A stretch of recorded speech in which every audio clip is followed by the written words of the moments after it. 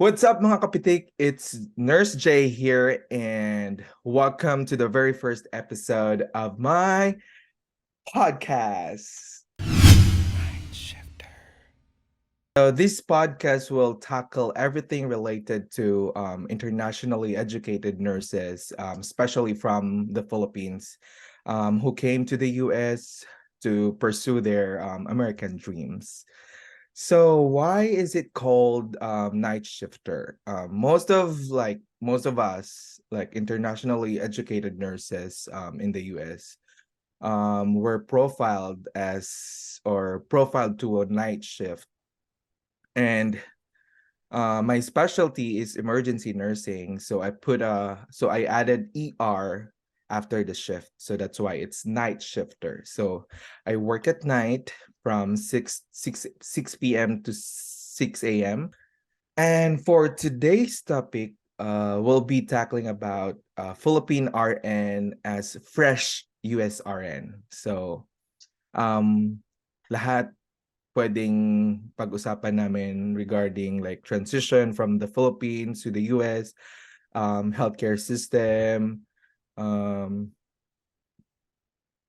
technology, policies and procedures, training and environment. So everything under the sun will be tackling. So this is also beneficial to those nurses who are like on the process of getting here in the US, transitioning. So without further ado, so hindi lang naman ako nag-iisa dito sa podcast na to. So I'll be with my very very best friend from college. So we started parang we're friends for a very long time, and then we've been connecting with each Nung, other.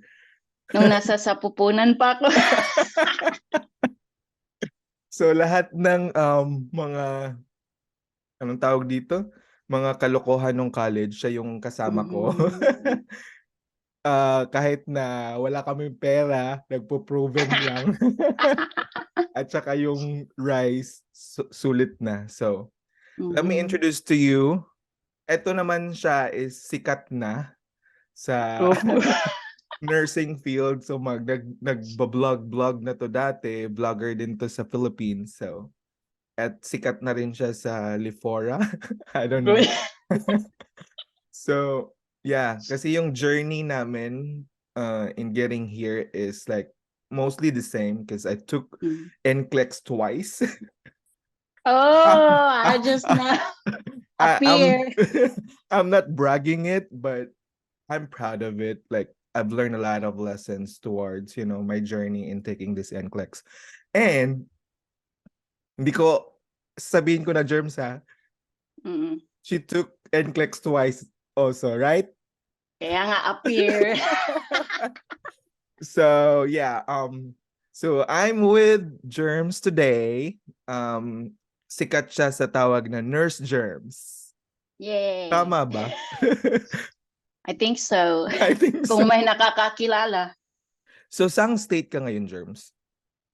PA is my state. Pennsylvania. Pennsylvania. Ilang months ka na dyan?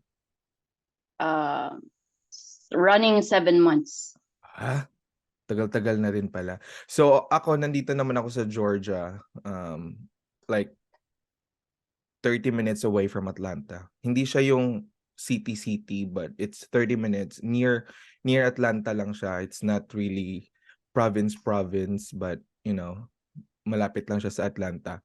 And my specialty is emergency nursing, and Nurse Germs is a hemodialysis nurse. Ilang years yung experience mo sa Pinas? 7 years experience. Grabe. So na-experience mo na lahat ng mga critical, yeah, like emergency. I think so. Kasi hospital yun eh. Yeah. Okay. Like I've tried it was really not me, but I was there with someone. They dialyzed with an open heart. What? Kita yung heart, o diba? During surgery? Yeah, CCU patient. Nice. Was it so difficult for you to like handle those kinds of cases? Well, difficult. I think Yeah, it was difficult because it will only be gonna you that time because on call ikaw Mm. lang mag-isa eh. So, but And the advantage is nasa kabila lang yung ICU. So at least you're not okay. really alone. So, So, and parang nalaman, hindi mo naman ako sinabihan dito, pero alam na, kong naging ano ka, head nurse sa Pinas, right? yeah. Sosyal. Nag-manager ka ba dun? Ano lang, head nurse because of course, anong tawag niyan? Pinakamatagal ka na Mabilis dun? yung turnover. Mabilis lang yung turnover kaya napasa sa akin. I Iniwanan was the ka na. only, yeah, I was the only one with the CNN. So, Ah, ako lang iba yung, din. pero But are you ano, but are you planning to take like the certification here in the US for renal dialysis. nurse? Yeah. It's still too early for me. Everything's still overwhelming. Parang I wanna be a Oh. bit stable muna na gulong-gulo pa ang aking isip. Oh, okay. Paano kanila makikita sa social media? What are your like handles? Well, YouTube, it's nurse terms. I've always been nurse terms in I know. YouTube, yeah, Facebook, nurse germs, and I also have Twitter, and then TikTok, then nurse Iba? germs here, Ang Instagram, di dami. ba? Lahat And na swak. and we're creating our own podcast, right? Oh, para trendy, oh. Interesting. Mhm. Hindi, maganda din kasi 'to for like kasi ang dami kong nakikitang posts sa Lifora and other, nurse what do you call this? Yung mga group sa Facebook for nurses na gustong pumunta sa US, and they've asked a lot of questions. Mhm. And most Oo of nga. them like, how is it like working there? Is it okay? Is bullying and dami-dami nilang tanong, and then Yeah. uh yung processing nung CGFNS and a lot of those kinds of questions. And I even posted what do you call this? A video on YouTube to like discuss how they can expedite their CGFNS what do you call this? Report. Application. Yeah, kasi ang daming naghihintay ng 7 months, 8 months, or even a year na hindi pa rin napaprocess yung CGFNS nila. I'm so glad na ang daming na natulungan ng video na yon. And I've been Yeah. receiving messages from them na, oh, thank you for your, Well. di ba? So, parang naging advocacy ko na din na to help them. Wow. Wow. So, yeah. Let's discuss, Germs, yung first day high natin dito sa Yeah. facility. Like, how is it like? Ano ka ba? From direct hire or from agency? Direct hire ako. Wow, Ikaw. from agency. So we could discuss like ano yung Yeah. differences. So Oo nga. So sa amin kasi parang guided yung ano namin, guided yung process like from taking taking NCLEX, from processing, yung Mm. documents mo, academic documents, until such time na pupunta ka dito and then magde-deploy ka dun sa facility mo. So guided lahat yun. Like we've been guided by the agency kung paano i-file lahat ng mga documents mo, ano yung next step, sila din nung facilitate nung petition, lahat-lahat, and all of those things. So, paano yung process nyo sa direct hire? The opposite. Like, ito ba yung tinatawag nating Do it DIY? yourself. Oh, yeah. DIY lahat. So, paano, Even paano up ka to the point nag-umpisa? arriving here. Paano ka nag-umpisa? Like, paano mo inumpisahan yung processing? Like, nag-apply ka ba online? Paano mo nahanap yung ano mo, facility? Yung parang yung direct hire na trabaho. Mm. From the unit itself. Alam mo naman yung peer pressure, di ba? So, nakita Yeah. mo, uy, ano yan? Ano yung pinaggagawa niyo dyan? Yeah, so yun, it was just one email circulated to our unit. So, of Oh. course, dialysis kami lahat. So, halos kami lahat pumunta sa Cebu. So, So ang natira you lang doon, traveled to Cebu. Yeah. So So we yung facility mo pumunta ng Cebu, nag-conduct ng job fair, ganun ba 'yun? yeah, it was the Davita. Pwede bang mag-ano, di ba? It's fine. I don't care. Yeah, it was the Davita themselves who came to Cebu, o di ba? We've met the Mm. recruiting team there. And how was the procedure? Like how was the journey? Like was it difficult for you to get in? Like the process of applying? It was easy, Yeah. Char. It was easy because, of course, we were already working as a dialysis nurse that time, and then usually, in special areas, they would need like a minimum of 1 year experience. I think that time 2 years pa nga yun eh. Mm, Pero I was already on my first year, running 2 years, so mm. of course, for the years na magpa-process na magte-take pa ng NCLEX, enough na yung ano ko, So you year. already have NCLEX that time? Not yet. Oh, Well, yeah, so that they've was year waited for you. 2017. So they've Yeah, waited for you. they So waited you long enough.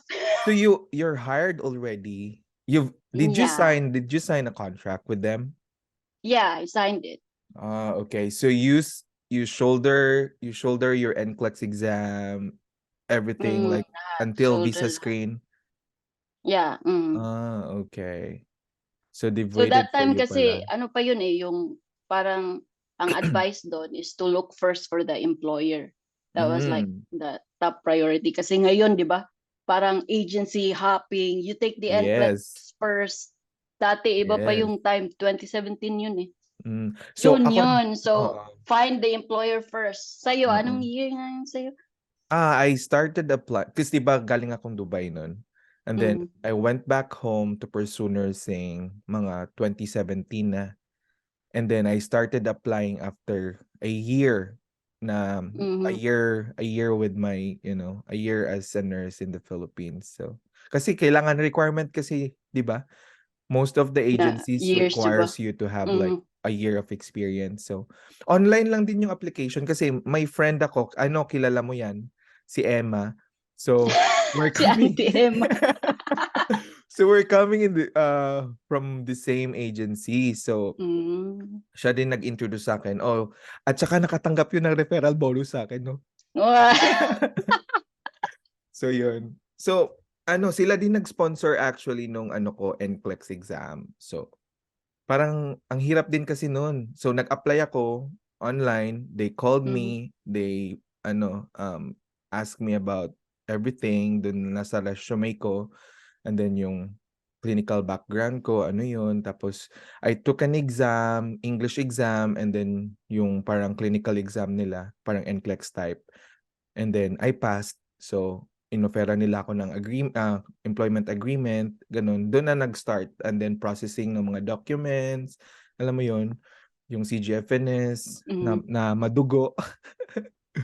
Tapos wala pa ako dun sa province kasi 'di ba yung school natin magpa-process CGFNS. So hindi ko alam kung sino ba yung inutusan ko mag-process. Parang si Emma ata. And then I think nautusan din kitang mag-process ng papers ko. Was it you? O hindi? Ewan ko. Hindi. Baka si Emma yun. Parang hindi ata. Parang si Emma yun. So, yeah. So, iba pala talaga, no? Parang Ano?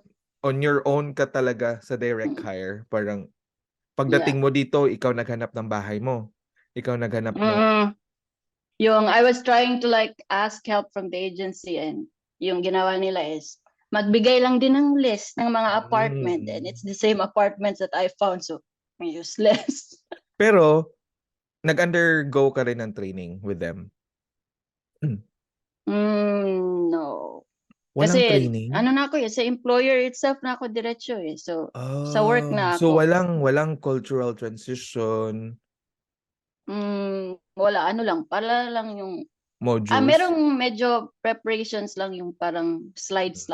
I think it's the same with you. I remember you posted it's a story, di ba? Yung Yeah. parang slides din before. Yeah, it So, was a requirement na para mabigyan kami ng reconfirmation letter or job letter yun. natatanggapin kasi ito sa US. Oo. Ganun. So sa agency naman, our main hub is nasa Florida. So we underwent cultural and clinical training. Parang Oh, transition program siya kasi it's two different uh, worlds. Like yeah.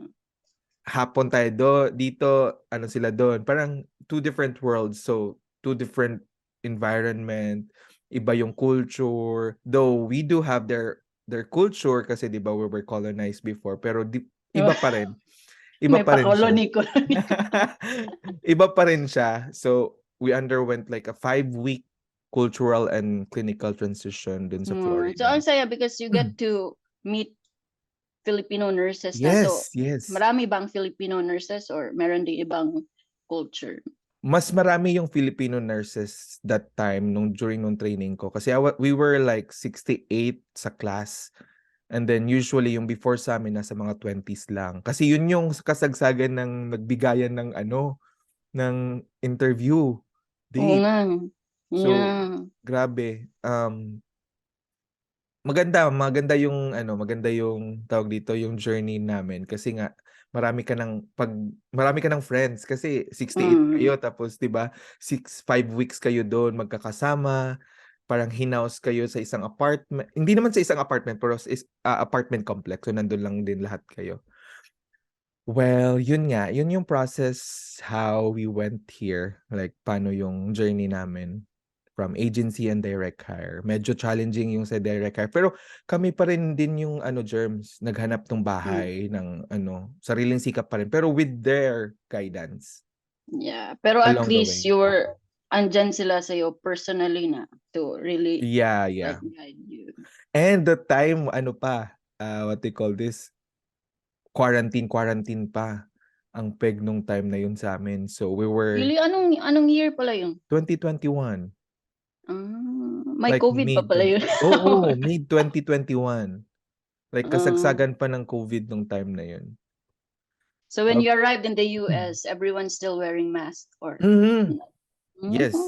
And we were tested pa before coming to the parang educational facility nila. mm, Mm. So yung first day high mo sa facility, Germs, like how was it? Like nung pagpasok mo sa door, parang friends mo na sila lahat. no, Paano yung feeling? Paano yung experience mo? well, I'll start with koan. I'm not really the bad thing about my first day is that it was also my first day driving and I hate driving. So it was like a bit unfair for me because I had to like set aside my excitement for the first day because I was too afraid to drive for the first time. It's just 5 minutes, pero 5 minutes is so long for me na. Oo. So so I did that. So I had the excitement na for real. As soon as I arrived in the clinic, I was, natapos na ako. I survived driving. So So yun there yun when yung I mas challenging, hindi yung first day Oo, high yun mo. ang mas challenging. Even up to now, sasabihin ko na mas nahihirapan ako mag-drive kaysa sa trabaho. So, yung ano ko, when I arrived, there was another new, pero PCT siya. Mm. She was from a different, race. Think she was Korean. So I thought she was a Filipino because she really looks the same, pero different accent. So I knew it Korean. So okay. So the one thing that I could not remember, that I could not forget during my first day is that pagdating pa lang, sinabihan ako, very experienced nurse. So parang you wanted to be good or pero like binigyan So na nila ng hint. So too much yeah, expectations so na the for me. expectation is there now when you came in. Yeah. So How you pala, was how are you introduced? So, actually, ako yung first Filipino, not very first Filipino, but very first Filipino na nasa under agency namin. So, parang ako yung guinea pig. Doon na area. Dyan sa hospital na yan. So, Okay. So, yung agency ko, bagong client nila yan. So, I was the first Filipino na na-deploy dyan sa facility na yan. And then, first Filipino sa ER. Mm. So, ang nag-tour sa akin is yung chief nurse pa. Like, nag-tour sa hospital, yung chief nurse pa. Ah, And then, ano, ang expectation nila, ang taas kasi nga, experienced nurse from the Philippines, you know. But, ang technique, ang naging ano ko doon, ang naging idea ko doon, I let them know na, oh, though I have experience, but we do have different policies and procedures, and iba yung healthcare system namin, and iba yung gamit naming charting system kasi yung charting system namin is paper. ang sosyal naman ng charting system paper. Pero 'di ba, ang taas ng expectation nila agad. Mm. Parang ang hirap hirap tumbasan ang Yung reaksyon nila. akin Oh din my kasi God, ang Filipino. tawa, ha? And then hindi nila alam na most of the Filipinos knows how to speak English. Like Yeah, they were it's true. shocked. They thought na I'm here na sa US for like ages. Yeah, the same. Kasi sabi nila, "Oh, ang galing mo nang mag-English." Sabi ko, hindi nyo lang alam, parang iniisip ko lahat ng sentence ko kung tama ba yung grammar, alam mo yun, tama ba yung pronunciation. And then coming from south of the Philippines na Mm. matigas yung ano natin, yung dila. What's the super OA comments sa English mo? Ano daw, parang, ano to, malambing, 'di ba? Malambing? Malambing na English? 'Di ba nga ano, tawag dito, medyo Mhm. malumanay ako magsalita. Ah, Kasi nga 'di ba, ang dami ko nang naikot na lugar sa Pilipinas. I've stayed in Bacolod, so it's Ilonggo. hmm, Then I stayed in Manila for like 12, almost 12 years. Was it 12 years? Mga gano'n. So Tagalog. So parang na-mix na yung dila ko. hindi Na-mix na na alam kung saan ah, pupunta yung dilangan. Yung akin, ano yun eh, mukhang kung sa mga OA, yun ang pinaka super OA. It was like, I was riding in an Uber mm, yun eh. Tapos, mm. na-shock din siya na ang galing ko mag-English. So sabi niya, oh, you were like born in America. Oh, hindi. So imagine. So I always say to them that almost all of the Filipinos know how to speak English, even those who live in the streets. You should Right. go there. So nag-u-Uber-Uber ka pa pala nung Yeah, pandemic? that time when You're applying for your nagpa-process pa lang driver's kami license? sa car. Mm, Sosyal. so ayun. So, let's talk about your adjustments, like from Philippines to, iba-iba. Like, adjustment mo sa workmates mo, was it like difficult coming from Philippines and then you mingled with them? Malaki ba yung adjustments mo? Adjustment. Like, I think the I think the most challenging one is yung ano lang yung paper adjustment. I didn't really care yet. Parang I focused more on the task itself and I didn't even care talking to everyone. Para ano lang ako din, aloof lang ako doon. Para Oo. kung kakausapin nila ako, kakausapin din kita, but if not, then don't. Ako naman yung adjustment ko sa workmates ko, medyo kasi yung population nila, workforce population nila dito, medyo na, 'di ba? Medyo may age na din. Mm, So, medyo siya, laid back na work, work, work, work lang. Unlike sa Philippines is parang millennials usually yung mga nurses doon eh. Kasi yung mm, mga thunders dun sa Pinas, mga managerial, position. So, yun yung naging adjustment ko na parang after work, bahay. Alam mo yun? Tapos, oo. yung work ethics nila, work, work talaga. Like, hindi naglalaro. Alam mo yun? Yung, ang hirap nilang, Serious. oo, serious type. Yung ganun. Ang hirap makipagbiruan. Pero along the way, parang kukuha mo na rin yung kiliti nila, but it takes like couple of weeks siguro or months to get their to get their kilite. Ganun. Mm. About sa ano naman, yung technology, was it difficult? Like, is it different from the Philippines? Like, yung mga machines na ginagamit niyo sa clinic niyo?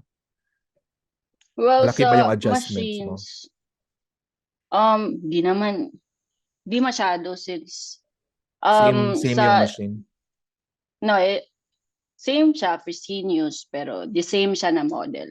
Kasi in dialysis kasi, even though kahit anong machine yan, if you know what's the principle of priming any machine, pwede yun ma-apply sa kahit ano. So, hindi nga nila ako tinuruan mag-prime. So, ako lang mismo, like, Coming from expected talaga 7 sila. years of experience, kailangan ka pa ba nilang turuan? Baka nga ikaw pa yung magturo sa kanila. Kaya nga, like, nanonood na lang ako, paano ba ito? Tapos next, ako na. Was it Ano ba? difficult for you yung yung Mm. kunwari yung mga gamit, yung medical supplies na ginagamit? Kasi ang alam ko dito, naka-kit-kit na eh. Pag hila mo dun sa kit, nandun na lahat ng gagamitin mo. Hindi katulad sa Pinas na tingi-tingi, oh, kailangan ko nito, kailangan ko nito, kailangan ko nito. Tapos i-account mo pa yun sa Pinas, di ba? Oo nga eh. Ginamitan si patient nito, ganyan ganyan kasi ibibill pa yun. I-charge slip. Dito ano eh, yan actually ang pinaka ko, culture siya kasi dito parang disposable lahat. Yes, yan, Like oo. parang walang problema sa supplies, yung mahulog lang yung dialyzer at line sa floor, wala na, tapon na. Tapon. Hala, ang sayang. Kahit nakarap pa yun. Ah, Ganun yun eh. 'di Tapos ba? pero meron yung one time na cannulation, first time cannulation on the first day of my floor. On my floor duty, pinakannulate na ako. Imagine. Ah. Pinatusok na ako ng pasyente. Sabi ko, are you really sure? Sabi niya, yes, you get 7 years experience, right? Ay, sorry po. Sorry po. I did not know. Uy, Yun, pero so, alam mo, mm, malaki din yung ano ng parang reputation ng mga Pinoy dito sa US. yeah, Kasi true. nga, sabi nila, if you're having difficult stick patient, find an Asian nurse. Look. Oo, oo, grabe. I would As say, in, oo. Parang, ang ano daw, ang tawag nila sa akin, ano, vein whisperer. wow. Faith. So, Vein whisper, akala ko faith. vein whisperer. Wow, magaling pa siya. Ikaw ba naman sa ER, Diyos ko, ilan yung tinutusok mo sa Pinas? Di ba yung nurse-patient ratio dun, parang 20:1 or 50:1? Ah, dito sa amin, ano kasi, different for my case because in the Philippines, mostly fistulas lang yung sites. Mm. You can rarely see a graph. I've tried one pero di ko na nga ma-remember when. Dito sa US, puro graph. So it's like, that was not part of my experience. So, until now, nahihirapan pa rin ako sa graph. Pero kung fistula, no problem. Kahit gaano pa yan kaliit, kaya. Pero the Kahit problem here ano, kasi, pikit-pikit yung mata mo. dito, ang problema lang kasi dito, when it comes to fistulas, meron kasi silang by level eh, yung Mm. parang expertise. Siyempre, ikaw bago. Hindi ka pa pwede. At saka ano, iba yung ano dito, yung 'di ba sa Pinas may mga equipments nga tayo na same sa US pero minsan hindi tayo allowed na gamitin. Like yung Mm. mga ultrasound machines, hindi tayo allowed gamitin pero dito pwede mong gamitin to start an IV, especially for those patients who are difficult stick. If you know how to use the ultrasound to guide your IV Oo. cannulation, Mahal, dito mahal pwede. kaya yan. Oo Doon sa nga. Pinas, no? Kaya nga Ano? bawal gamitin, yung doktor lang yung pwede. Yun nga, same tayo ng adjustment germs, like yung medical supplies, parang kuha lang ng Mm. kuha. Hindi ka na mamroblema kung, hala, kanino ka yung pasyente ginamitan ko nito? Kailangan kong i-charge to, ganyan.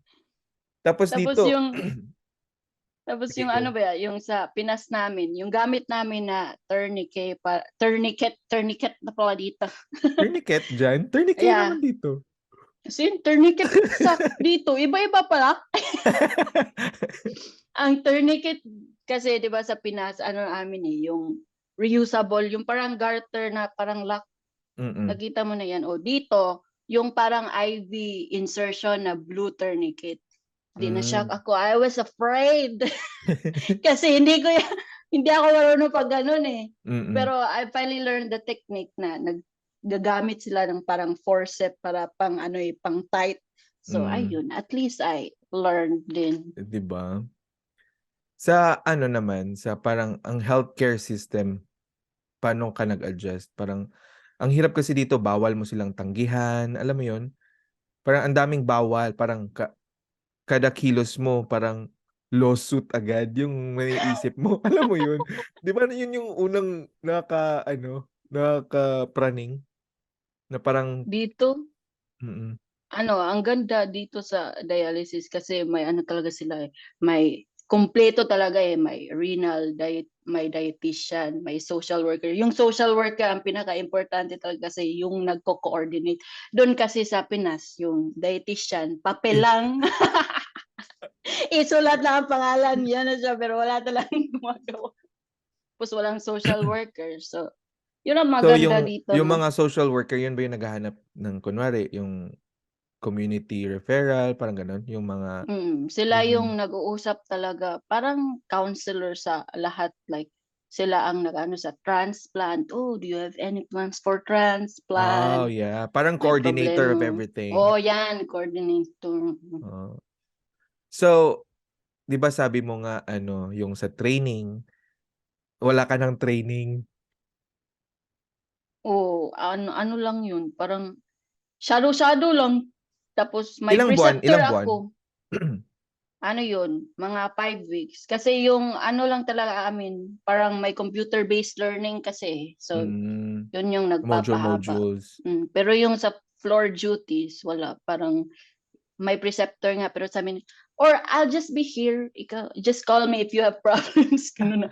Tapos, andito ako. Tapos, ang laki kasi ng clinic. Tapos, may Mm. computer between machines. So, if ang preceptor ko andun sa end corner, gagawin ko na lang talaga lahat para matuto ako kaysa pupunta pa ako doon ang layo. Ang Paano yung training training mo sa Pinas compared dito? Was it very different? Sa Pinas, oh, very different. Kasi dito sa Pinas, ano talaga yun eh. Very hands-on. Tapos, I started here without knowledge. Without Mm. knowledge pa. Oh, you Doon have kasi meron, knowledge. huh? You have knowledge naman pagpunta dito, but the Oh, process hindi, itself, dito it sa is Pinas ba? Ay, doon sa sa Pinas. nasa Pennsylvania ka na ga. Dito, doon sa Pinas, kasi, syempre, very basic and hands-on kasi starting. Tapos, Mm. dito sa US, wala na. Para na rin tayong expert. Nag-reorient lang. Hmm. Pero nung nag-start ka as renal nurse, training mo sa Pinas? Like, you underwent ano ba, parang certification first before you became Oh, a dialysis nurse or yeah. I really enrolled into a dialysis training before I applied sa hospital. is So it ano your yun? first love job or parang specialty? Yeah, it was my Okay. first love yun kasi yung ano kasi I was before my real staff nurse na job. I was assigned to different hospitals. Volunteer nurse, 'di ba, ang uso. So I That was, time, yeah. during our time. Oh, so I was assigned in the ER. Oh, naka-try din kaya ako ng ER, no? So you Naka-try don't like ER? ER. Ah, ER, like, You do. may pumasok ko, yung parang gulong-gulo ako, anong gagawin? Tapos sabihan ko, BP, BP, ay, BP pala. So, tapos na napaisip ko, ay, ayokong mag-ER. Pero gusto kong medyo, di naman masyadong routine, gaya ng Oh, ward. yeah. So, Yeah. yeah. So, yun, dialysis is a mix of both two worlds. And outpatient lang siya, 'di ba? Like you don't Outpatient. have to take care of the patient the whole time every day. Like Yeah. pagbalik mo sa trabaho sila pa din. Yung alam mo 'yun? So same Ganun. feeling, ganun din ako kaya I love emergency nursing. Mm. And saka yung mga transfer dito coordinated, no? Ano na Like transfer? like like EMS, like ambulance system, it's very organized. I would say organized compared to the Philippines. Kasi sa Philippines, yung mga emergency natin is private vehicle. Yung Ayun. pumupunta doon naka-taxi, pero emergency na pala yun. Bihira lang Oh. yung nag-ambulance na dumating na hindi pa emergent. Pero Dito, dito oo nga, grabe. kasi Grabe yung dito sa amin, kahit kailangan lang ng transport, 911 na. Oo, 'di ba? Yung procedure ba nag-iba? Like yung paano gawin yung procedure nyo, iba ba sa Pinas or same lang din? Wow, wala naman. Same lang siya. Mm. Oh, I think ang nag-iba lang is yung staff. I mean, yeah, yung staff. Kasi sa Yung Pilipinas kasi, resources. hindi, yung ako.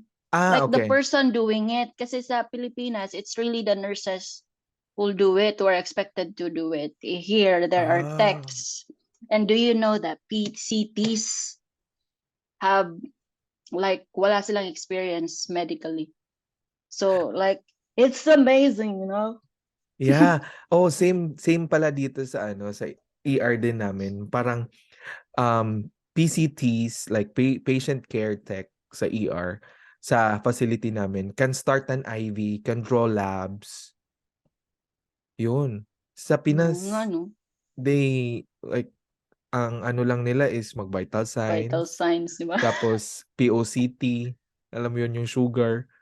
Pero yun nga dapat ang ano pa wala silang medical background yung iba. True. Like during training lang talaga nila nalaman paano. Mm-mm. Nakaka-amaze, 'di ba? Kasi ano din yun Yeah. tulong sa mga nurses especially like Yeah, it is. cut So yun if sa ano ever natin, you have workload. dreams of working in a healthcare, it's definitely gonna be here in the US kasi Mhm. doon mahirap eh. You have to study like 4 years in college para makapasok ka dyan. Yan yung mga underboard, yung mga CNAs natin, 'di ba, sa Pinas. Yung Mga mga NAs, nursing mga nursing assistant, attendants. oo. Tapos Mm-mm. limited lang din yung pwede nilang gawin. Oh. Medyo Ayun. ano lang. That's the only thing different, pero the rest, Mm. it's the same. Like the sticking. Mhm. Yeah. Oo. Pero kasi ang kagandahan kasi sa Pinas, Germs, we have phlebotomist na pumupunta sa ER namin, especially pag kukuha ng blood. Kasi alam ko sa inyo pwedeng mag-draw doon sa porte ng Oh, blood, 'di easy ba? lang yung amin. Oo, nakita ko nga kasi may pasyente ako last time, parang dialysis sa ER kasi nga wala pang bakanting ICU bed. So denialized siya sa ER mismo kasi yung mostly ng ER rooms namin dito sa facility namin is dialysis compatible. Mm-hmm. Oo, so dinadialyze sila sa patient room dito sa ER mismo.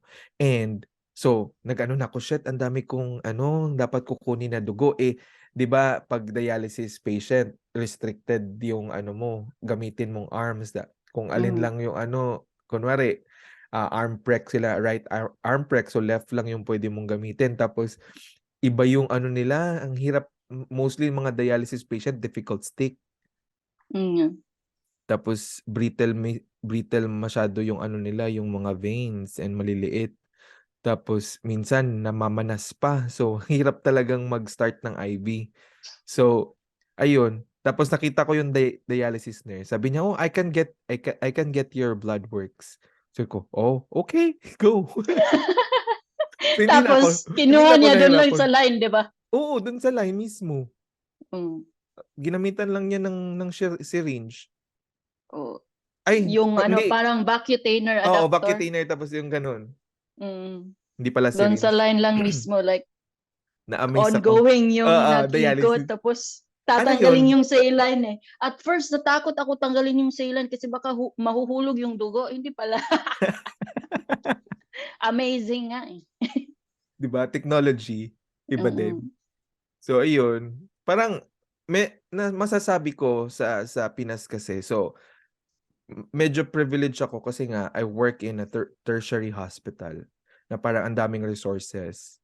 Um, mga nursing procedure usually yung mga clerk and interns, medical interns yung gumagawa, especially yung mga NGT insertion, yung mga catheterization, yung ganun, Foley catheter. Mm. So mga clerk or medical interns yung gumagawa. Eh dito kasi sa US, ikaw talaga mismo, nurse, gagawa lahat ng procedure. So medyo challenging at saka parang ang tagal ko nang hindi nakapag-insert ng NGT, ang tagal ko nang hindi nakapag-insert ng polycatheter. Lo, So as medyo in, kayo pala nag-insert ng NGT? dito sa US, yes. Doon sa Sa Pinas? Pinas hindi. Ah, okay. Kasi nga medical Kasi interns or ROD clerks, lang yun, di ba? oo, or ROD ang gumagawa. Like nawala na yung Oh, so nursing. nakaka-NGT ka na pala. How about intubation? Nag-intubate ka din? Hindi, assist lang ng intubation. Oh, okay. At saka ang kagandahan kasi dito, Germs, yung crash cart kasi dito, hindi katulad sa Pinas pag nagko-code ka, magbe-break ka pa ng epinephrine ampule tapos Oh, kukunin mo pa yung dito, yung medication dito, naka-ano na, fully refilled, di ba? filled syringe na. So, Mm-mm. inject ka lang, ganun, push lang. Yun yung kagandahan.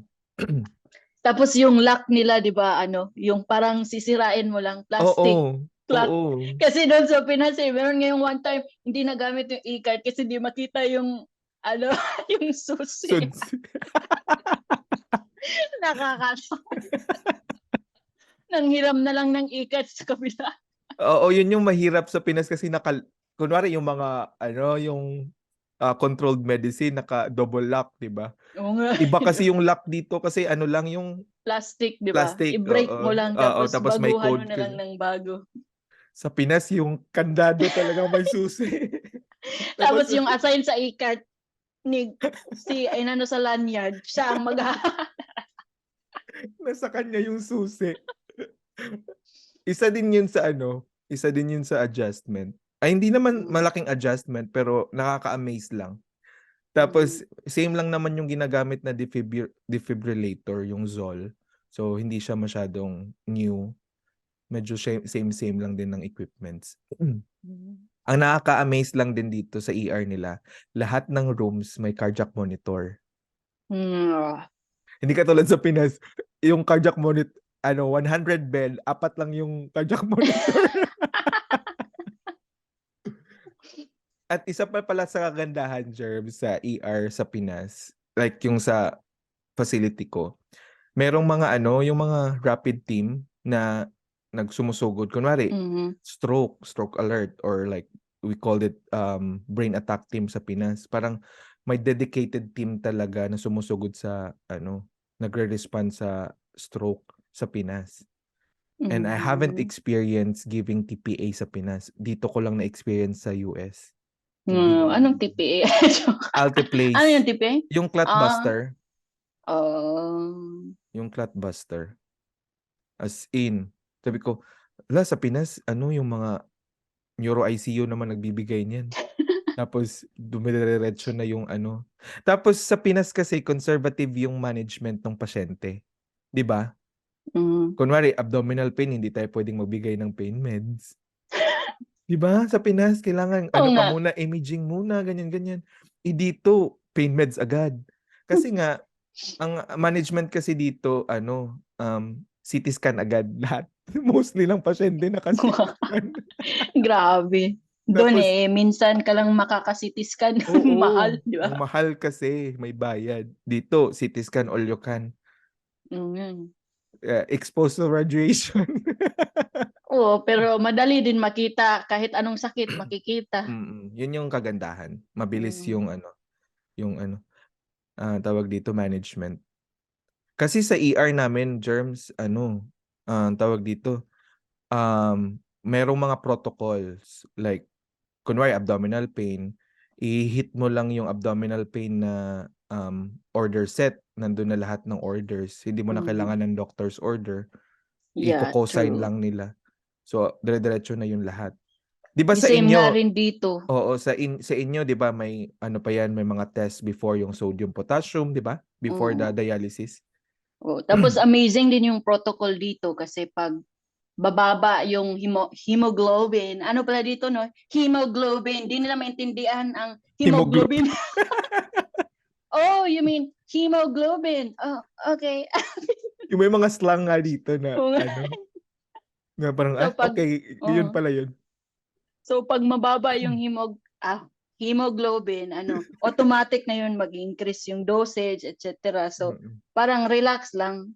Mm. So if mag-iiba yung dosage ng gamot, tatanungin ka, hindi mo talaga malalaman na nag-iba kasi automatic yun. May on-site doctor kayo or nephrologist sa clinic or wala? Wala. So On ano call, lang, yun pa rin, tawag-tawag, tawag depende. tapos i-order na lang nila sa system, no? Ganon. Yung Oo. kailangan. Pero minsan, parang kami na talaga yung doktor. 'Di ba? Oo nga eh. Yun ang ano lang kasi dito, naka-system kasi lahat. Yung parang Mm. nasa sa EMR na lahat ng orders ng doktor tatawagan mo lang i-order nila. Tapos dito wala kaming neurologist, pero stroke ready yung namin, yung facility. Wow. So pag may stroke na complaint, makakapag-manage kami ng stroke. Pero pag nabigyan ng Altiplace, transfer sa malaking hospital. Mm. Kasi kailangan nila ng on-site talaga na neurologist to evaluate yung patient. Baka kasi risk for bleeding yun 'di ba? So kailangan nilang mas neuro ICU. Yung ICU namin ito parang Mm. general ICU lang. Pero yeah, ganun. So anong adjustment mo sa work-life balance compared to the Philippines? Maganda. Kasi 'di ba doon sa Pilipinas parang work, work, work, work. Parang kahit umuwi ka na, trabaho pa rin maiisip. Pero dito, pag off talaga, parang hindi mo talaga maiisip ang work kasi you only work like sa amin 4 times a week. Mm. Then 40 off hours talaga kayo? yung Sunday. Oh.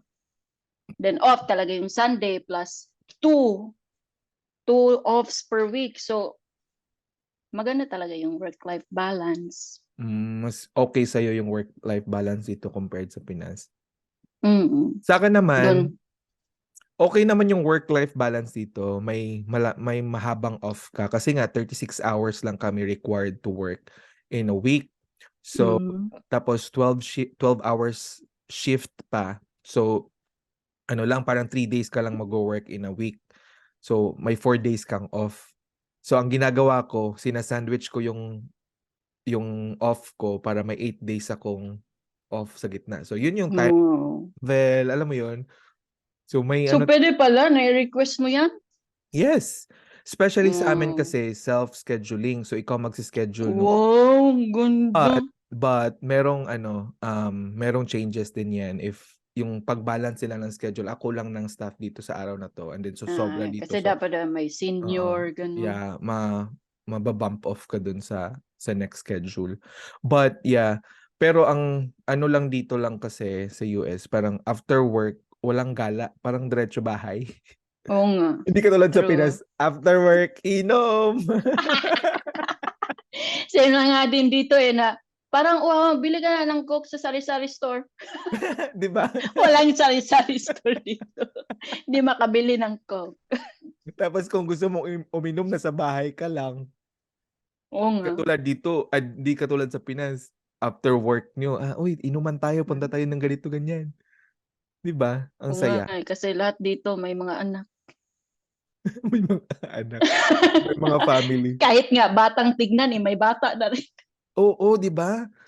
Oo May nga mga pamilya na, Diyos ko Lord. Tapos doon sa Pilipinas, di ba na, kahit gurang na wala pa lang anak. Anak. Single Sig pa rin. siguro Dito, kasi grabe. ang laki ng responsibility kasi natin. Like coming from Oo a nga. Filipino culture na parang we Yeah. take care of our elderlies. Like we still do care for them. Though sa kanila naman, they care for them, sending them to nursing homes. Kasi Oo nga eh. wala kang Growing makikitang lang nursing to. nursing home na makikita sa Pinas. Oo nga, wala nga. Though may home for the aged, pero alam mo yun, iba pa rin Ano eh. naman din yung, iba yung home for the aged sa atin eh. Diba? Yung mga ano orphan na mga old people. Orphan na old people yung sa Pinas. O minsan sila nga yung mga may nasiraang bait Oo. na matanda. 'Di ba? Yun ang andon. So, after mentioning all those adjustments, Germs, how were you able to cope up with all those things? Ano yung naging ano mo? Sandigan. Sandigan. I think look, I think it's my passion as a dialysis nurse. Char. Because you really have to like love your What you do? area or your work, because if not, then Hindi ka you magtatagal. have to you won't even thinking that it's a job. Mm. Kaya Because you're ngayon pa lang naisip ko na ang dami. It's stressful here, no, to be honest. Not really easy here, pero since ito na talaga ang naano ko na napagdaanan ba tama mo yun? But because this is really my area, then well, you I've get learned to how to love love it. what Yeah. you do. Mm-hmm. Yeah. So coming from the 7 year of experience in the Philippines, take note of Mm, that, guys. Kasi nursing is not for everybody, I would say. It's not really yeah. for everybody. Like you really have the heart of a nurse para to Mm, survive, especially dito sa US na parang strict true. na every kilos mo may lawsuit. Yung alam mo yun. Yeah. Yun talaga yung number one na kinakatakot ko, Jerbs, na ano, na thing na parating nila. Yun yung naka-embed sa utak ko na every kilos mo dito lawsuit. So you have to really document honestly and Yeah. completely. Yeah. Um True. I would say yung naging coping mechanism ko dito is ano, yung um networking na parang yung mga friends, like find your circle kasi wala tayong family dito na malapit, like unlike sa Pinas, Mm, even though we're not family, we treat each other as family, 'di ba? mm. Kasi ang dami Yung nating friends. makikikain. Yeah, Kakain. like, "Uy, may ano ba kayo diyan, may bahaw." Bahaw.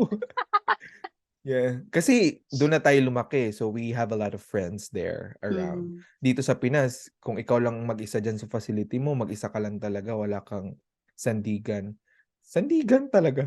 So, 'yun, you have to really like explore the area na kung saan ka puwedeng, makahanap ng mga stress reliever mo. Like, if you want to go like shopping, yan, dapat alamin mo yung area mo kung saan. Kung mm. food naman yung coping mo, 'di ba, maghanap ka ng food. Food. Oh, Food. isa pala dito sa amin, nahirapan ako nung una is yung Asian food, Asian market. Medyo wala pa akong alam. So I have to like find friends here na dito na talaga tumira para alam ko kung saan nakakabili ng ganito, ganyan. Mm, Kasi alam mo ba magkano yung ano dito, Kojic soap? magkano? $12 isang soap bar lang yun. Diyos ko Lord, ang Kaya nga mahal. hindi na kami nag-Gojek eh. Uy, Ang layo pa bibilhan. pero ang swerte mo kasi ang daming Pinoy sa Pennsylvania. Oo, oo nga. So, Meron din mga Asian grocery na mm. malapit. So, isa din ba yan sa ano mo, naging tulong sa'yo na hindi Yeah. And ma-homesick? also I have a co-Filipino nurse. Ah. And she's with her mother, so we para So, lang din sa Pinas, pupunta born kami sa and raised na siya bahay. diyan? Born and raised diyan? Hindi. Galing din siya sa yung mother niya ang dito na Okay. mm, So, matagal na siya dito or same time din no, kayo nag-pumunta? I arrived here like weeks before her. Hmm. Sa amin din, ang dami na naming Pinoy sa facility. Like, after me, like, mga Mm. 7 na ata kami nasa And then facility. in a few weeks, next week may darating na bago. Hmm. Diba? Nagpaulan Mm. pala si embassy sa Pinas ng Oo ID. nga. Mas pati yung may travel nurse din na Filipino, hindi. Mm. It's not so din, lonely working around. So, what is your advice to those nurses who wants to work here in the US? And for those nurses na parang nasa process na papunta na dito, what's your advice to Ano, them? invest on experience. Experience-wise talaga tayo dito kay. Although wag magmadali, no? Alam ko na you have like a timeline or due date para lang makapunta dito, pero it's really different when you have an experience by the time you arrive here, because that's the only thing that you can hold on to. Kasi mas maganda yung nahihirapan ka sa Pinas pa kaysa dito na sa US na wala ka mga support system, ikaw lang mag-isa. So what will be the result be in the mental health problem, etc., di ba? So you wouldn't want to experience that. So invest in experience. Subok na matibay na dapat pagdating dito, 'di ba? Yeah, kahit 1 year okay na yun. Oo. And also for like yung mga nurses na gustong pumunta dito, ano, meron talagang time na nilaan for you. Like, don't rush everything. Yeah. Kasi pag ni-rush mo yan, rush ka din. Your ma-rush din yung mo trabaho. Rush to Yeah. court. Or malagay ka sa isang facility na hindi maganda. Yung alam mo yon, like Yeah. Mm. there's always right time for everything. Like and don't give up if you really want this job or if you really want this dream to happen. Work Mm. work for it. Yun lang naman. Yeah. And worth it naman after all. Worth it ba, Germs? Yeah, worth it. Yung kasi, yung mga first few months ko dito, ang hirap dun sa training ko. Ay, sa training facility ko. Pero, ay lang, ano nga yung yung tawag yung Bisaya na antus? Strive. Yun? Wow, English naman. Yung Tagalog para mas Um, wala tiis. lang. Oh, pero tiniis ko talaga, and then, alam mo yung when the works of God really works of God. Works when the power of God works, para kasi akong sinave niya from the environment, so nilipat ako sa ibang facility, no. At first parang ayoko kasi, Lord, kahit mahirap doon pero at least familiar na ako for a couple of Mm. weeks, pero Mm. nung nalipat ako, grabe, it's the total opposite of the chaotic training World. facility that I Yeah. was. So just trust the process, trust the Lord, and Especially everything coming will. from us, 'di ba? Na parang Mhm. bumagsak tapos di Oh, pa kasi true. twice nag-take ng NCLEX. Oo nga eh. How Yung much more for those people na who've taken the exam several times already true. and they did not give up their dream. And then ngayon, pumasa na sila and they're here already. So, yeah, if you really love nursing and you want to work here in the US, don't give up. Like, work for it. Yeah. 'Di ba? What's your advice for those nurses na they think they're old enough to pursue their American dream? No, there's no age limit here in the US. Right? Like, Yeah. do you have workmates who are old enough, like at their 60s? Sure. Huh? Oh no, yung mga workmates ko dito, mga 25 years, 22 years, 19 years. Right? My God, that's crazy. Ang na nila, yung workforce nila talaga dito is like Yeah. nasa Tapos yung isa nga sasabihin na dalawa pa yung trabaho niya. Huh? Hindi ko nga kaya na grabe talaga. Parang parang dito sa facility na 'to magwo-work sila tapos bukas daw pupunta sila sa isang facility kasi work din sila dun. Sabi ko, grabe 6 days a week sila magwo-work and 12 hours na shift. Like hindi ko kaya yun. Yeah, Siguro it kasi is. ano, ang kaibahan lang kasi Germs, they have student loans, alam mo yun? Yung mga Yeah, it loans is. nila, mortgage na kailangan nilang bayaran. Mm, Like for us kasi internationally educated nurses, wala mm. tayong student loans eh. Oh, Pag-graduate tapos natin, swerte graduate talaga. tayo. Oh, kasi parents yung nagbabayad eh. Dito sila yung nagtatrabaho, di ba? Oo. And what's ano kasi maganda din kasi nga we're all BSN like Bachelors of Science in Mm, Nursing mm, graduate. We have leadership skills na naturo sa atin during college. Most of the nurses here are like yung 2 years na ang tawag doon? Associate degree. mm. So medyo ano sila hindi naman Yeah, so left like, behind but yeah. So dito parang nauuna yung RN, di ba? Tsaka yung mm, BSN. Balik. mm, mm. Kasi sa atin hindi puwedeng maging RN na Oo nga, walang kung walang BSN. BSN. But still, ang most challenging part talaga is the communication. Pero striving naman. Yeah. When I went back to the Philippines, my friends were like, "Oh, you have accent already?" Sabi ko, "Huh?" May accent na daw ako. Sabi ko, "Ah, wala naman, Diyos ko Lord."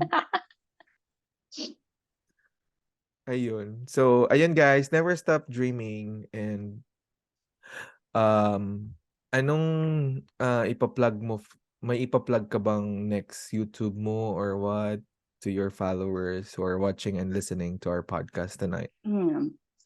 Just visit Nurse Germ's YouTube channel, and there are a lot of things about dialysis there. So if you wanna, so visit and check it out. Okay. Thanks, Germs, for your time. And I know a lot of nurses in the Philippines right now are inspired by your stories. And na-motivate sila to really pursue their dreams. Thank you Mm, guys for listening and thank you guys for watching for those watching on sa YouTube. Watch out for our next episode. yeah. Same thing, same channel. I'll be uploading this podcast maybe soon sa Spotify. Oh, di ba? Mm, Well, watch out for that. If you have comments and questions or suggestions na topic for us to discuss sa podcast, comment below and we'll be happy to discuss this during the next episode sa podcast or even answer your question sa comment box below. mm. Thank you, Germs, and mga kapitik, salamat sa time and see you on the next podcast episode See for the ya. ShiftER. Bye, guys. Bye.